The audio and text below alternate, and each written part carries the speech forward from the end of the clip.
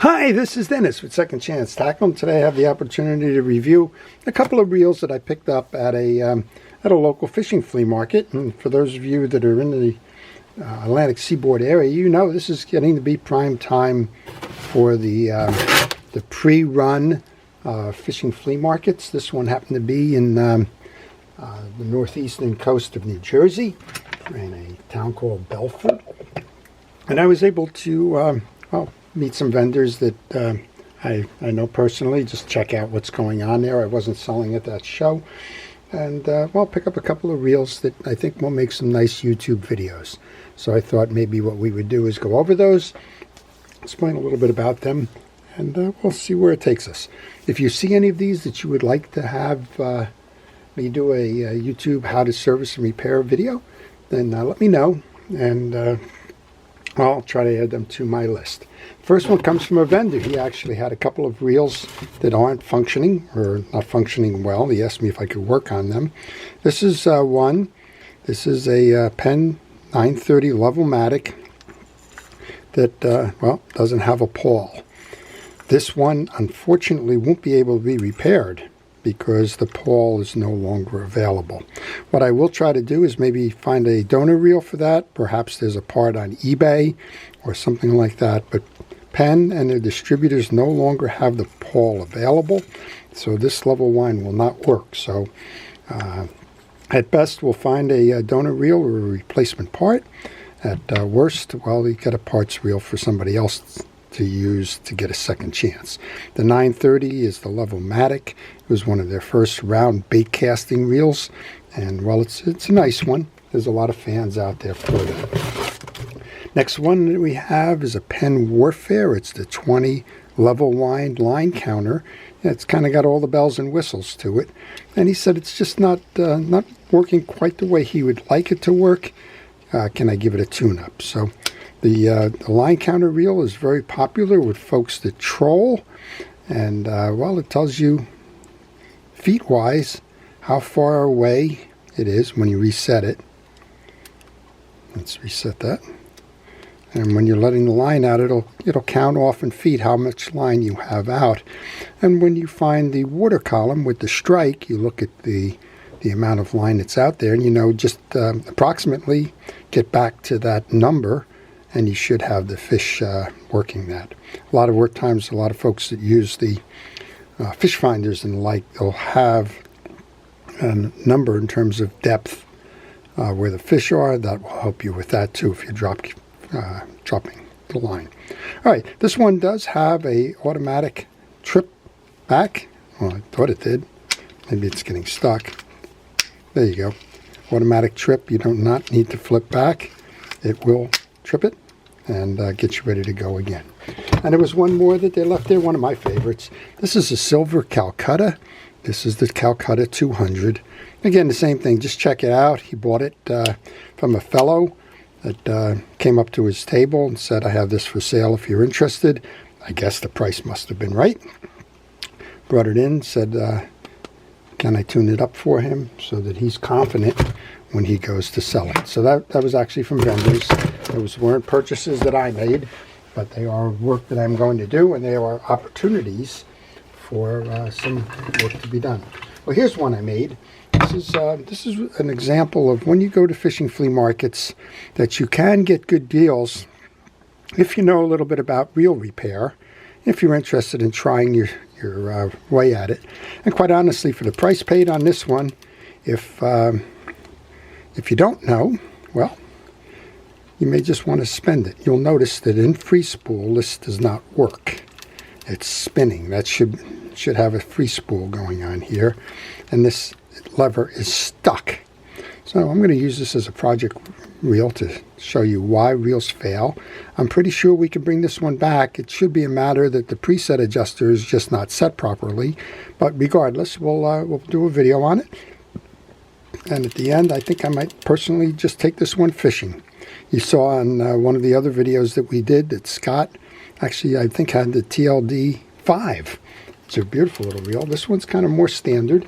It's great for northeast fishing, and I'm looking forward to doing some work on that one. The rest are kind of fun, an oddball, if you will. This one was a $5 fishing reel find, I think. Yeah, $5. It's the Shimano FX 4000 FA. And these are just so easy to work on. They're nice, well-made reels. And, well, here, a lot of our bayshore fishing involves using a 8-foot spinning rod and a reel like this to just get out and, well, catch what you can catch. It's good for pier fishing. And, well, I'm going to just tune that one up and see what we can do with that one as well. Next up was kind of a fun find. I ran into a table where some of our channel watchers were, and they had a couple of reels there, so I guess we each patronized each other. That's kind of is a fun thing. We actually have the Fluger instructions on this reel, so I don't know how much this reel has actually been fished. This is a Fluger Akine, and it seems to work. I think I'm going to do a video on this one. It does need oil and grease. That's typical of these older reels, but I like the older reels, and we're going to see what we can do there. Another table had this one. I think this was also a $5 find. Yeah, another $5 find. It's hard to see what this one is, and maybe that's why it was marked at $5. You can see that it's an Abu Garcia. It's a what it is a low-profile ambassador reel. It may actually have been called the Silver Max, I'm not sure.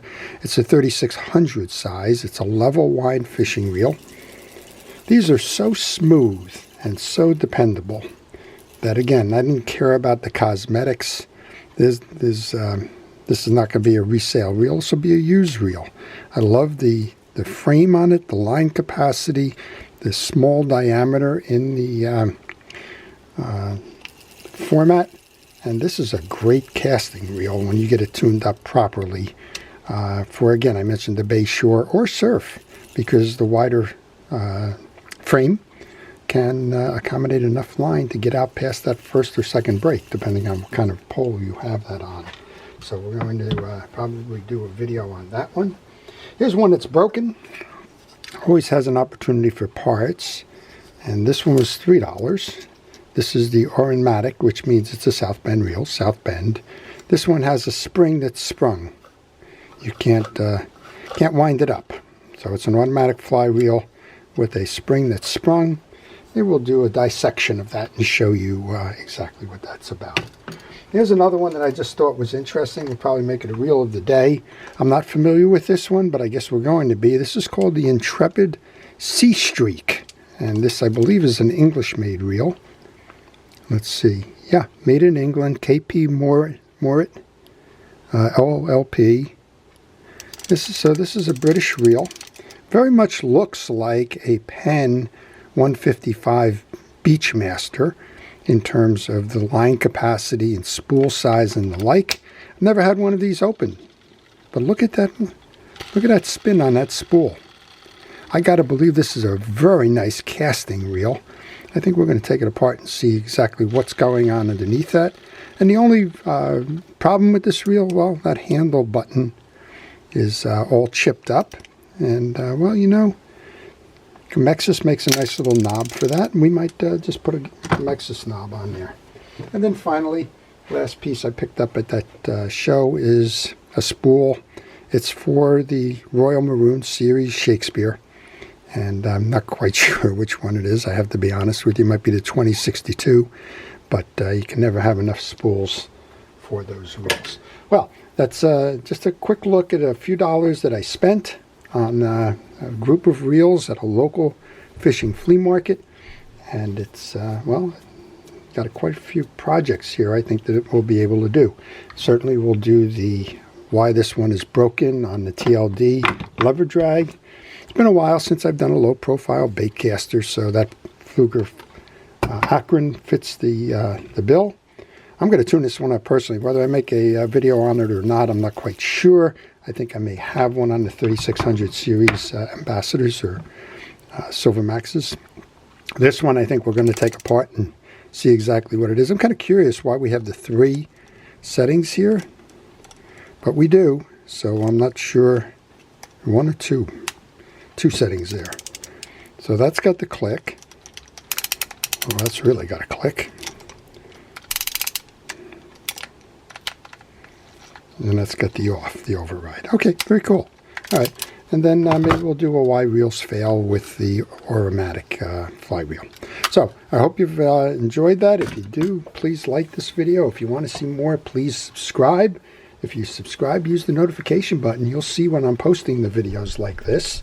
And you'll be able to learn a little bit more, just like I'm going to learn from some of these reels about what the formats are, how they've been made, why they failed, and so on.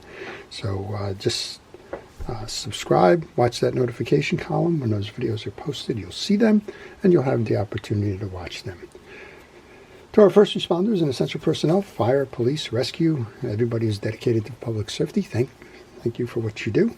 And to everyone, well, if you have a yard sale, if you have a flea market, if you have an event dedicated to fishing reels or outdoor shows, by all means go out, get some project reels like these, open them up, take a swing at it, and see what you can do in terms of tuning the reels up. You won't pay much. You can see there's evidence there that we didn't pay much for these, and you'll learn an awful lot, and that'll help you to always be better at the art of fishing reel repair. So try that out and see how you like it. This is Dennis with Second Chance Tackle, wishing everybody a great day.